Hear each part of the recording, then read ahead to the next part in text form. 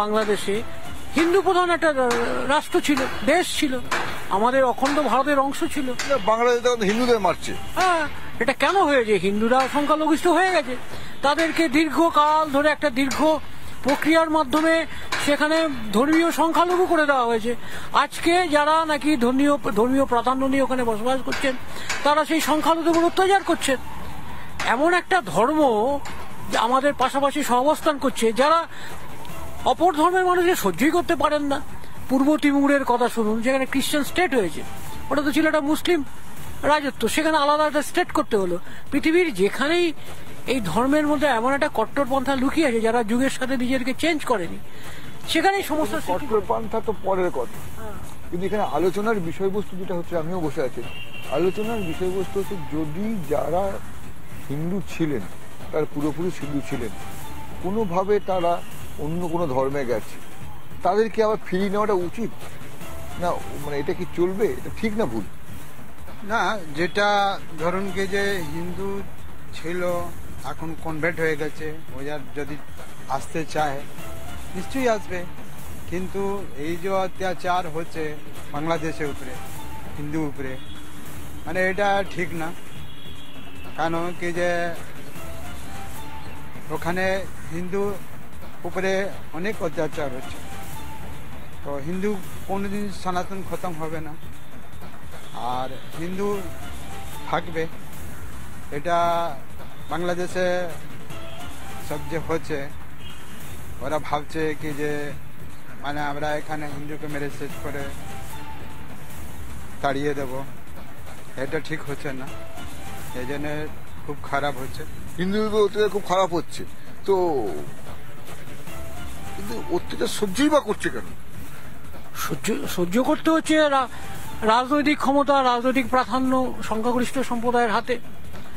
হিন্দুদের পেছনে দাঁড়ানোর কেউ নেই।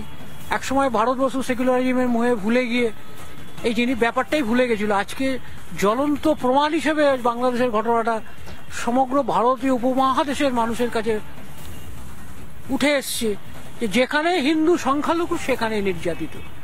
ভারতবর্ষের বুকে এই জিনিসটা করার চেষ্টা করা হচ্ছে বিদেশি অর্থ মদতে। এটা যাতে আগামী দিনে না হয়, একটা দেশের যারা নাকি আদি প্রাচীন ধর্ম, সনাতনী ধর্ম যাদেরকে বলা হয়, তারা যদি নিশ্চিহ্ন হয়ে যায়, সেই দেশের সাংস্কৃতিক কোনো ঐতিহ্য বজায় থাকবে না। হিন্দু বলে তো কোনো ব্যাপার না, এটা ঐতিহ্যের ব্যাপার। এটা মানে বলছে যে ফিরে আসে, কাশ্মীরও তো ফিরে আসতে পারেনি। কাশ্মীরও কি হয়েছিল? কাশ্মীরও তো হয়নি, আমি জানি গল্পটা। হ্যাঁ, ইতিহাসকে অস্বীকার করা যাবে না। এটা হিন্দুদের আভ্যন্তরীণ দুর্বলতা। কাশ্মীরের পণ্ডিতরা এখন বড় বড় কথা বলে হবে? বড় বড় কথা বলতে হচ্ছে এই কারণে, সহনশীলতার একটা মাত্রা আছে। সেই মাত্রা যখন অতিক্রম করে, কাশ্মীরে যারা কনভার্টেড হিন্দু, যারা মুসলিম হয়ে হিন্দুদের উপরে যেভাবে বিদ্বেষ ভাব পোষণ করে, যা অত্যাচার কাশ্মীরে হয়েছে, মূল ভূখণ্ড থেকে কাশ্মীরবাসী পণ্ডিতরা দিল্লি এবং তৎসন্নিহিত অঞ্চলে পশুর জীবনযাপন করেছে। আমি নিজের চোখে দেখেছি।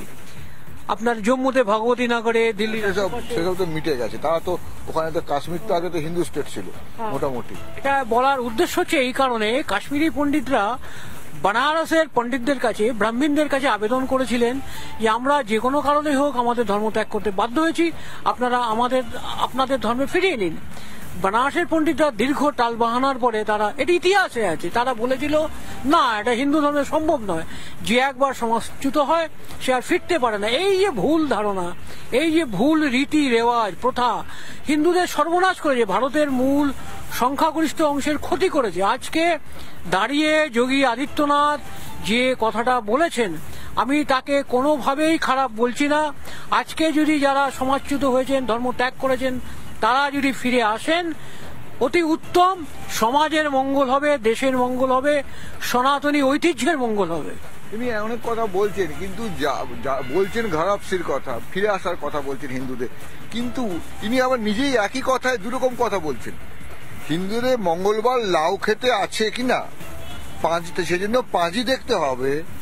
এবং সেই জায়গায় উনি বলছেন যে ব্রাহ্মণরা যারা কাশ্মীরি পণ্ডিত, যে কাশ্মীর, এখানে দুজন বসে আছেন ব্যায়াম করছেন, যে আমি তো আমরা কথা বলতে পারি।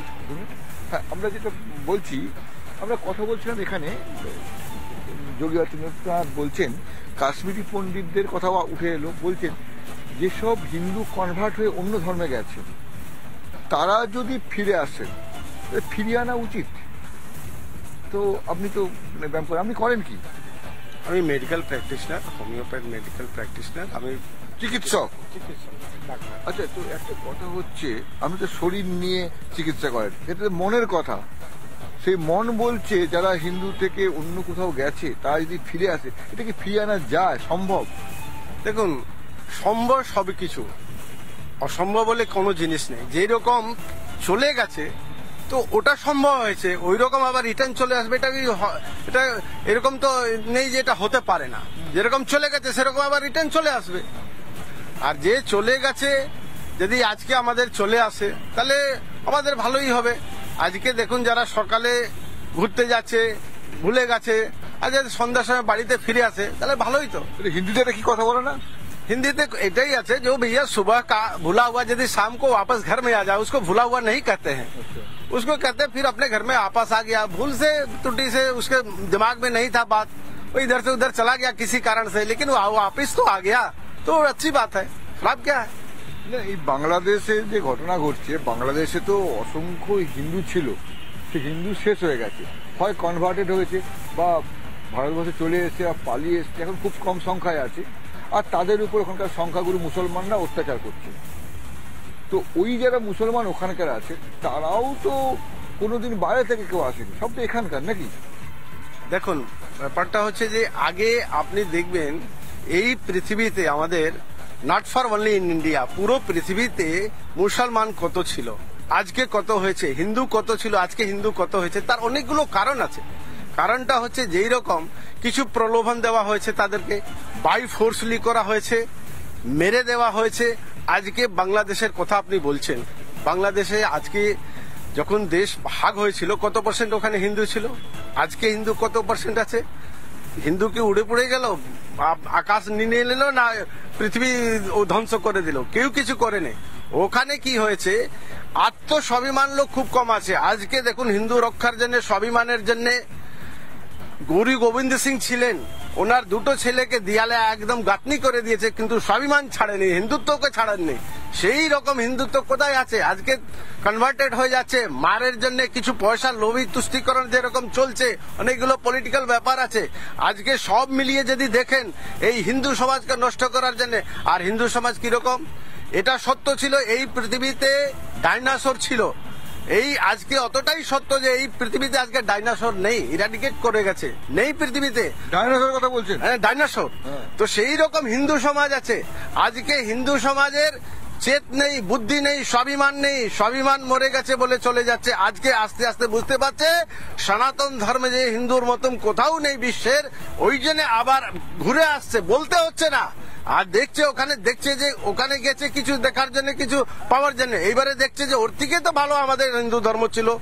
আস্তে আস্তে স্বেচ্ছায় আসছে। যদি আমরা আরো চেষ্টা করি নিজে চলে আসবে আরো ভালো। আজকে যে ডাইনোসর এত বড় বিশাল জানোয়ার ছিল, সবকিছু আস্তে আস্তে ওর যখন শরীর খারাপ হতো, ওর শরীরে রোগ হতো, বুঝতে পারতো না। কিন্তু যখন ব্রেনের কাছে গিয়ে পুরো পচে যেত, ক্যান্সার মতো হয়ে যেত, তখন বুঝতে পারছো যে হ্যাঁ কিছু আমার লস হয়েছে। সেই রকম হিন্দু সমাজ, হিন্দু সমাজের প্রবলেম হচ্ছে না, সেই রকম হিন্দু সমাজ। আজকে হিন্দু সমাজে কত লস হয়েছে তারা চিন্তা করতে পারছে না, কেন হচ্ছে চিন্তা করতে হয়। কিন্তু যখন সব দিক দিয়ে যখন শেষ হয়ে যাচ্ছে, এইবারে বুঝতে পারছে যে না, হিন্দু সমাজের মতন, সনাতন ধর্মের মতন কোন ধর্ম নেই এই পৃথিবীতে।